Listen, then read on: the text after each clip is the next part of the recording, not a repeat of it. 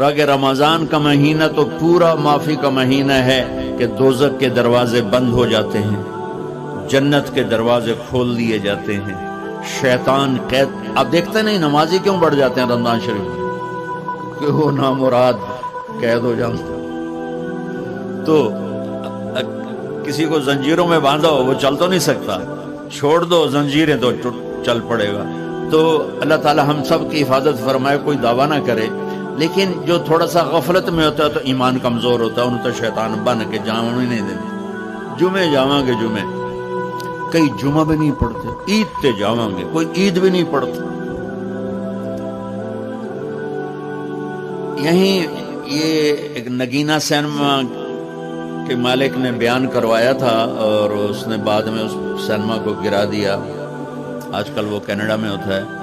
تو وہ سینمے کا جو تھا نا مینیجر، وہ میرے پاس آیا، کہا مولانا آج میں پہلی نماز پڑھی ہے. وہاں ہم نے مغرب کی نماز پڑھی. اس کے بعد بیان ہوا. بیان کے بعد وہ اتنا ہنگامہ ہوا کہ رش بہت تھا، تو وہاں نماز پڑھی نہیں جا سکے. ہم نے کہنے لگا میں چل رہا تھا میرے ساتھ ساتھ، مولانا آج میں پہلی نماز پڑھی. میں نے کہا کیا مطلب؟ کہا جی یہی کہ آج زندگی دی پہلی نماز پڑھی. ہوگا راؤنڈ اباؤٹ 40-45 سال کا. میں کہا پہلی نماز؟ ہاں جی پہلی نماز. جمعہ پڑھے؟ نہیں کدی نہیں. عید؟ نہیں کدی نہیں. آج پہلی نماز تھوڑے پیچھے پڑھی. شیطان جب قید ہوتا ہے تو زنجیریں کھل جاتی ہیں تو نمازی بڑھنا شروع ہو جاتا ہے. اس کے بعد جو گھٹتے ہیں نا تو شیطان کی وجہ سے نہیں، اپنی عادت اور سستی کی وجہ سے. پہلے 2-3 دن بڑا جوش ہوتا ہے، پھر اس کے بعد گھٹتے ادھے کو پھر نکل جاندے ہیں، ادھے رہ جاندے ہیں. تو تراویح میں بھی پہلے پوری مسجد بھرے گی، پھر ایک صف جائے گی، پھر دوسری جائے گی، پھر تیسری جائے گی. تو بھائیو یہ رمضان آ رہا ہے. دیکھو میں ہاتھ جوڑتا ہوں، نماز 5 وقت سارا سال فرض ہے، لیکن روزے کی برکت سے کیا ہوتا ہے؟ شیطان قید ہو جاتا ہے تو وہ سارے بھاگے آ رہے ہوتے ہیں. اللہ سے مانگ لو اس رمضان میں کہ یا اللہ ایسی توفیق دے کہ موت تک نماز نہ چھوٹے. رمضان میں بہت سے لوگ رشوت لینا چھوڑ دیتے ہیں کہ نہیں جی رمضان شریف آ گیا. رمضان شریف بھی تو آیا ہے، لیکن اصل میں شیطان قید ہوا ہے تو اب کہہ رہا نہیں ہوں رشوت نہیں لینی، مہینے بعد لواں گے. ڈنڈی مارنے والا کہتا ہے نہیں صحیح تولنا ہے، پھر رمضان تو بعد کٹھی کسر کر لواں گے. وہ کیا وجہ ہے پیچھے؟ ایک تو رمضان کی برکات ہیں، اور ایک شیطان کا قید ہونا ہے، اور ایک جنت کے دروازوں کا کھل جانا، دوزخ کے دروازوں کا بند ہونا، اللہ کے عرش کا پہلے آسمان پہ مستقل ڈیرا ڈال دینا، اور پھر اعلان کرنا ہے کوئی بخشش آنے والا ہے، کوئی معافی مانگنے والا ہے، کوئی توبہ کرنے والا ہے، کوئی جنت مانگنے والا ہے، کوئی دنیا مانگنے والا، آؤ مانگو. اور ایک فرشتہ اعلان کرتا ہے اے بھلائی کے چاہنے والے شاباش آگے بڑھ. اور دوسرا فرشتہ اعلان کرتا ہے اے برائی کے کرنے والے بس کر اور واپس آ جا، بس کر اور واپس آ جا. رمضان کا مطلب ہے جل جانا. رمضان کے لفظ کا مطلب ہے جل جانا. جلنے کا مطلب کیوں ہے اس میں؟ کہ رمضان میں اللہ سارے گناہوں سے اپنے بندوں کو پاک کر دیتا ہے اور ان کے گناہوں کو جلا دیتا ہے، جس سے وہ پاک ہو کر سونا آگ میں جل کے خالص ہو کے باہر آتا ہے. روزہ رکھنے والا بھوک کی آگ میں جل کے خالص ہو کے باہر آ جاتا ہے. اللہ اس کے سارے گناہ معاف فرماتا ہے. جان نال سنیں، سب سے اعلیٰ درجے کا مسلمان. میرے نبی کا جواب، جو سارا دن مصلی پہ بیٹھا رہے، جو ہر سال حج عمرہ کرے، جو مسجد سے نہ نکلے، جو رات کو قرآن پڑھے، دن میں روزے رکھے. نہیں، سنو غور سے سنو. من سلم المسلمون لسانہ ویدہ، سب سے اعلیٰ درجے کا مسلمان فیصلہ بات کا وہ ہے جو اپنے مسلمانوں کو تکلیف نہ پہنچائے، جو ہاتھ اور زبان سے کسی کو تکلیف نہ پہنچائے، وہ سب سے اعلیٰ درجے کا مسلمان.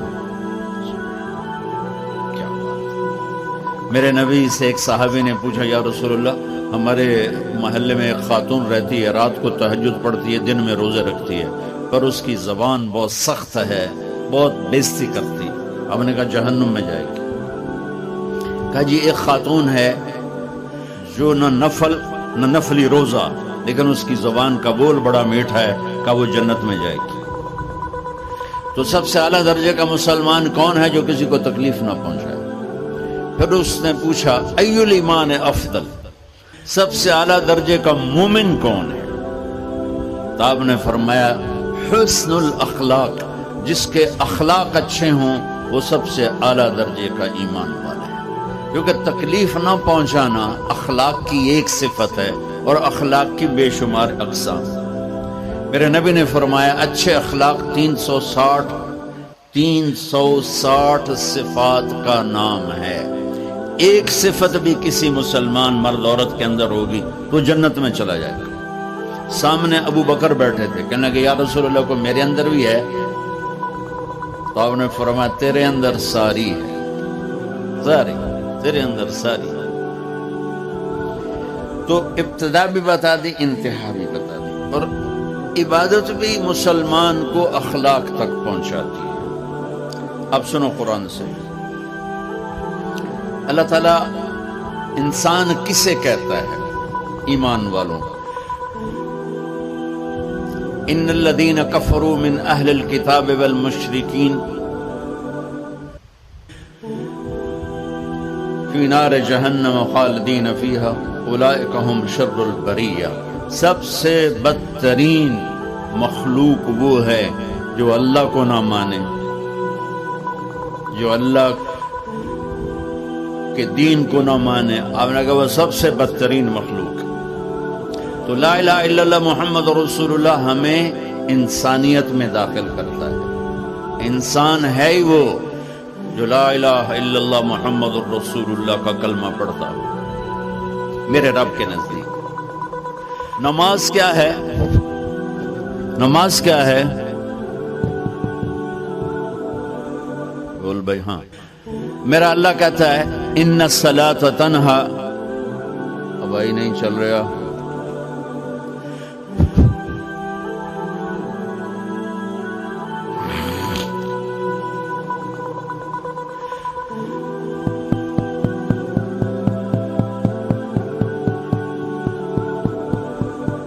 تھوڑی آواز. نماز کیا ہے؟ ان الصلاۃ تنہا عن الفحشاء والمنکر. تم نماز پڑھو، یہ تمہیں بد اخلاقی سے بچائے گی اور یہ تمہیں گناہوں سے بچائے گی. تو نماز بھی انسان کو اخلاق تک لے جائے گی، فحاشی سے بچائے گی، گناہوں سے بچائے گی، اخلاق کی طرف سفر. روزہ آ رہا ہے. روزہ کس لیے ہے؟ کتب علیکم الصیام کما کتب علی الذین من قبلکم لعلکم تتقون. تم پر روزہ فرض کیا ہے جس سے پہلوں پہ کیا تھا تاکہ تم تقوی والے بن جاؤ. تقوی والے کون ہیں؟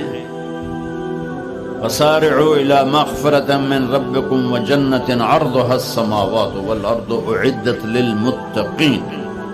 کہ میرے بندو دوڑو جنت کی طرف جو تقوی والوں کے لیے. متقی کون ان دن تقوی والے یا اللہ کا؟ الذین ينفقون فی السراء والضراء کا جو میرے نام پہ سخاوت کرتے ہیں، چاہے تنگ دست ہوں چاہے پیسے والے، چاہے تھوڑا مال ہوئے چاہے زیادہ مال ہوئے، وہ میرے نام پہ خرچ کرتے ہیں.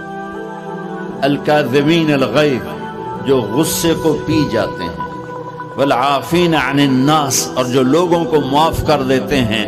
اللہ تعالیٰ کہہ رہا ہے یہ تقوی والے ہیں. تو روزہ بھی اخلاق پہ لے جا رہا ہے. فمن فرض فیہن الحج فلا رفث ولا فسوق ولا جدال.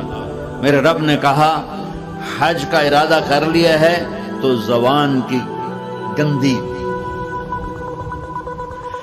زبان کا گندا لہجہ اور زبان کے گندے بول سے بچو، لڑائی سے بچو، گناہوں سے بچو.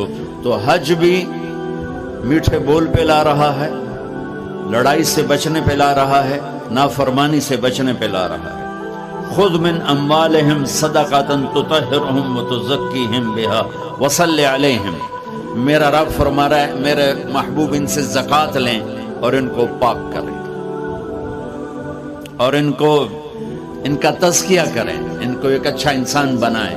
زکوٰۃ ہو اخلاق بنتے ہیں، روزہ ہو اخلاق بنتے ہیں، حج ہو اخلاق بنتے ہیں، نماز ہو اخلاق بنتے ہیں، کلمہ ہو انسان بنتا ہے۔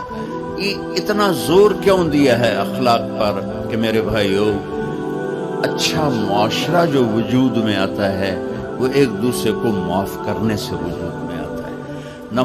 مسجد نماز کے لیے ہے، اور نماز ایک انفرادی عمل ہے جو کر کے میں گھر چلا جاتا ہوں، دفتر چلا جاتا ہوں، پڑھوں نہ پڑھنے کا گناہ مجھ پر، پڑھنے کی نیکی مجھ پر۔ لیکن اگر میرے اخلاق برے ہیں، روزہ میری چیز ہے، رکھوں اجر، نہیں رکھوں پکڑ، زکوٰۃ دے دوں اجر نہ دوں پکڑ، حج کر لوں اجر نہ کروں پکڑ۔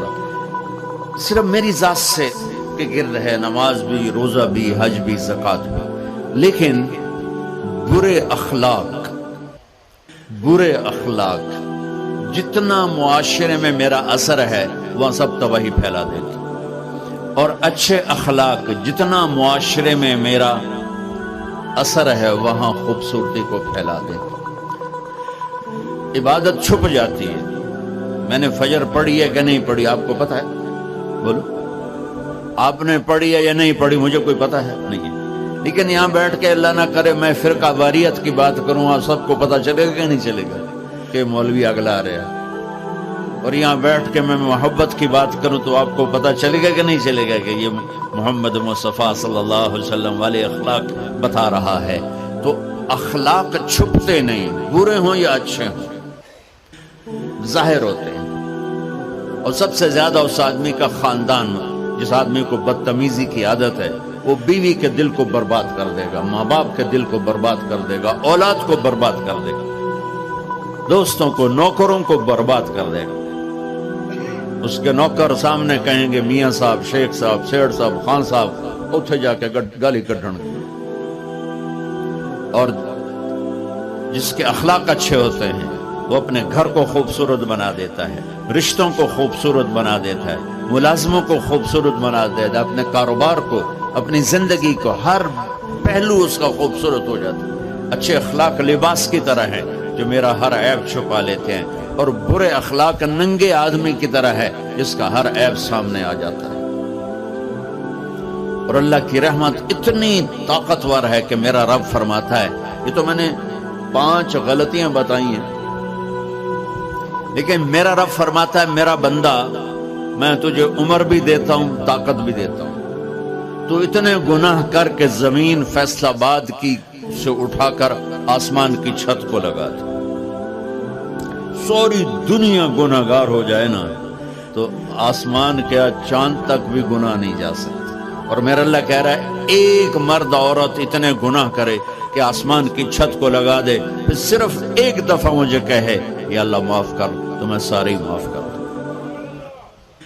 تو بھائیو، یہ رات بھی معافی مانگنے کی ہے۔ تو میرے عزیز، اور رمضان شریف آ رہا ہے، اپنے دل کو کینہ سے صاف کرو، بغض سے صاف کرو، نفرت سے صاف کرو، کسی سے لڑے ہوئے ہو اللہ کے واسطے صلح کر لو۔ یہ لڑنے کی جگہ نہیں ہے، محبت کر کے جاؤ تو اللہ بڑے اونچے عالی درجات نصیب فرمائے گا۔ اور اللہ تعالیٰ موقع دے تو رمضان میں ایک 3 دن تبلیغ میں اللہ کے راستے میں ضرور لگا لینا۔ تو سارے بھائی نیت کرتے ہو؟ سنت ہے، اللہ نے زکوٰۃ فرض کی ہے تو زکوٰۃ بھی کرو۔ اب تو اتنے حالات ہیں کہ متوسط طبقہ بھی زکوٰۃ کا مستحق ہے، اپنے زکوٰۃ سے بڑھ کے نکالو، کیونکہ زکوٰۃ دینے والا بخیلوں سے تو نکل جاتا ہے، لیکن سخیوں میں داخلہ اس سے اوپر کرے گا تو 2,500 دے دیا نا 1 لاکھ میں سے، تو باپ پہ بخیل کا لیبل نہیں لگے گا، لیکن سخی کا بھی نہیں لگے گا۔ اوپر چوانی خرچ کرتا تو ایک سٹیپ آپ آ جائیں، سخی بن کے زندگی گزارو۔ لوگوں پہ خرچ کرنے کا مزہ بہت ہے، جوڑنے کے مزے سے زیادہ لگانے کا مزہ ہے۔ تو رمضان آ رہا ہے، خرچ کریں، زکوٰۃ سے بڑھ کر دیں، انتہائی ضرورت مند ہے۔ ابھی تو جو سیلاب سے جو گھر گرے تھے ابھی تو کوئی نہیں بنے، اتنے ہزاروں لوگ کے گھر بیٹھے ہوئے